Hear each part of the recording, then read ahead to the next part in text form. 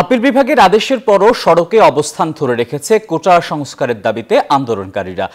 এ নিয়ে সবশেষ অবস্থা জানাতে সরাসরি যুক্ত হচ্ছেন সহকর্মীরা। আমরা শুরুতেই যাচ্ছি হাসান ওয়ালির কাছে, তিনি আছেন রাজধানীর শাহবাগে। হাসান ওয়ালি, শিক্ষার্থীদের আন্দোলন কি এখনো চলছে?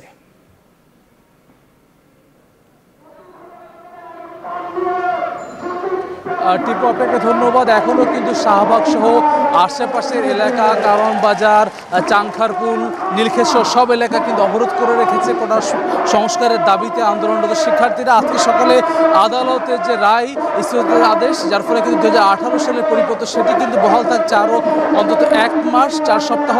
এবং তারপরেও কিন্তু শিক্ষার্থীরা আন্দোলনে রয়েছেন। তারা বলছেন যে তারা আদালতের রায় নয়, তারা সরকারের নির্বাহী সিদ্ধান্তে কোটা ব্যবস্থার একটি যৌক্তিক সংস্কার চান। আমার সঙ্গে রয়েছেন কোটা সংস্কারে যে আন্দোলন করছেন সমন্বয়ক নাহিদ হোসেন। আজকে আদালতের এই রায়ের পরেও আসলে আপনারা আন্দোলনে কেন রয়েছেন? আপনাদের দাবিটি আসলে সুনির্দিষ্ট দাবিটি কি? আমাদের দাবিটা এখন যে এক দফা, সেটি হচ্ছে সংসদে আইন করে সকল গ্রেড থেকে বৈষম্যমূলক কোটা বাদ দিয়ে অনগ্রসর জনগোষ্ঠীর জন্য 5% কোটা রেখে কোটার একটা যৌক্তিক সংশোধন করতে হবে। আদালত যে রায়টি দিয়েছে সেটি 18 সালের পরিপত্রের প্রেক্ষিতে। সেই পরিপত্রের কথা আমরাও প্রথম দিকে, আপনারা তো প্রথমে দাবি করেছিলেন 18 পরিপত্র পুনর্বহলে, সেই দাবি থেকে সরে আসেন। সেই দাবি থেকে আমরা সরে আসিনি। আমরা কিন্তু 4 দফা দাবি দিয়েছিলাম, যেটার দ্বিতীয় দফাটা ছিল পরিপত্র বহাল করে কমিশন গঠন করে যৌক্তিক সমাধান করা। কারণ আমরা বুঝতে পেরেছি 18 পরিপত্র থাকলে এটা কখনো একটা পার্মানেন্ট সমাধান হবে না। আর এটা কেবল প্রথম ও দ্বিতীয় শ্রেণীর জন্য, আমরা কিন্তু সকল শ্রেণীতেই আসলে কোটার সমাধানটা চাই। এখন আপনাদের আন্দোলন কি এটা চালিয়ে যাবেন নাকি আপাতত স্থগিত করবেন? আমাদের আন্দোলন আমরা চালিয়ে যাব। আমরা সরকারের কাছ থেকে যতক্ষণ না সুস্পষ্ট বক্তব্য বা দৃশ্যমান পদক্ষেপ পাচ্ছি ততক্ষণ পর্যন্ত আমাদের আন্দোলন চলবে। জি, ধন্যবাদ আপনাকে। যেমনটি আসলে বলছিলেন এই আন্দোলনের একজন সমন্বয়ক নাহিদ হোসেন, যে তারা আসলে প্রথমে যে 2018 সালে পরিপত্র পুনর্বহাল চেয়েছিলেন, যেটি হাইকোর্ট কর্তৃক সেটি বাতিল হয়েছিল, সেটি পুনর্বহলের সে দাবি থেকে সরে এসে তারা এখন 5% কোটা সংস্কার চাচ্ছেন। সব ক্ষেত্রে 5% কোটা তারা চান।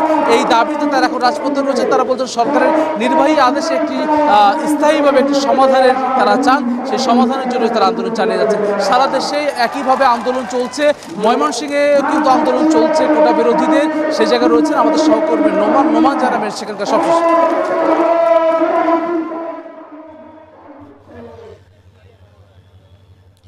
ধন্যবাদ ওয়ালি। আসলে ঢাকার মতো ময়মনসিংহেও কিন্তু আন্দোলন চলছে এবং এই মুহূর্তে ময়মনসিংহের অবস্থিত বাংলাদেশ কৃষি বিশ্ববিদ্যালয়ে আমি অবস্থান করছি এবং সেখানে কিন্তু রেলপথ অবরোধ করে কি শিক্ষার্থীরা আন্দোলন করছে। আমি আরেকটি বিষয় জানিয়ে রাখি, কিছুক্ষণ আগেই কিন্তু জাতীয় কবি কাজী নজরুল ইসলাম বিশ্ববিদ্যালয় যেটি আছে ত্রিশালে অবস্থিত, সেখানে কিন্তু ঢাকা ময়মনসিংহ মহাসড়ক যেটি আছে সেটি কিন্তু আন্দোলনরত শিক্ষার্থীরা আসলে আটকে অবস্থান দিয়েছে এবং সেখানে কিন্তু অবরোধ করে রেখেছে ঢাকা ময়মনসিংহ মহাসড়ক।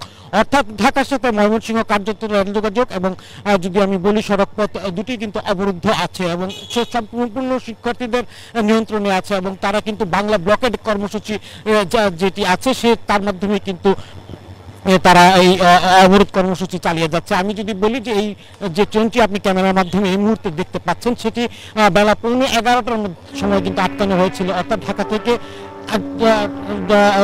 তিস্তা এক্সপ্রেস নামে এই ট্রেনটি ঢাকার দেওয়ানগঞ্জগামী কিন্তু উদ্দেশ্য ছিল এই ট্রেনটি ছেড়ে যাওয়ার।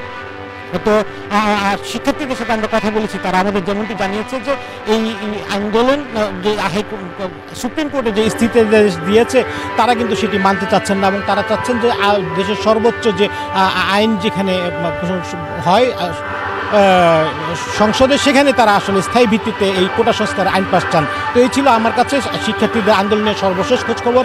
আমরা ফিরছি স্টুডিওতে আসিফ টিপুর কাছে।